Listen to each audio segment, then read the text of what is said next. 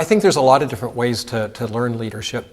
If there was a young person coming along that had the same aspirations, I think taking a more formal leadership course at a relatively young age is a good thing to do. I wish in retrospect maybe I had done that. And that said, there's only so much you can learn by listening to lectures and reading books. And in the end, it's really going to be the on the workforce training that really separates people that are really good at this from those that are not. I assure you that as a leader I've made many mistakes, and some of them I'd almost be afraid to tell you on tape, but nevertheless I've learned from all of those. It's interesting though, I remember when I first came out of training, the techniques and the ability of a vascular surgeon to be able to fix everything are really quite significant. I mean, we can go in and take a whole set of bad arteries and make them better. And that's what I did when I first went out into practice. So if I saw a disease, I went after it and I fixed it. And somewhere along the way, with this elderly group of patients that we treat that don't always sustain operations so well, I learned that a smaller amount of surgery sometimes is better.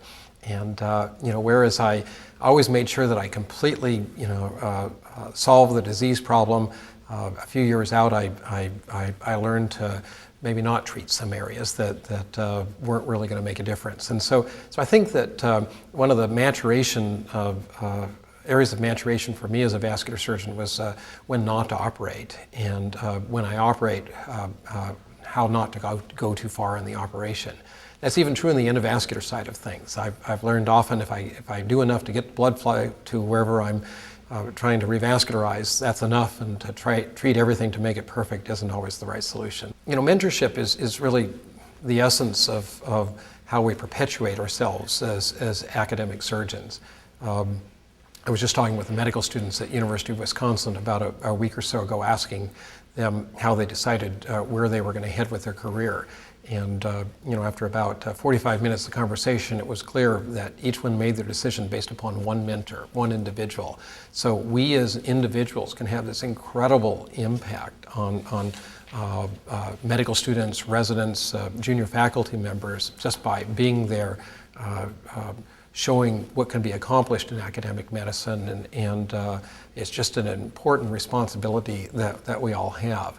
What I realized is, from my exposure to the Marine Corps, where we talk about a few good men, there were not a lot of women involved in vascular surgery. I have two daughters-in-law, both are graduates of Harvard Business School, and they do work in addition to raising 3 kids apiece.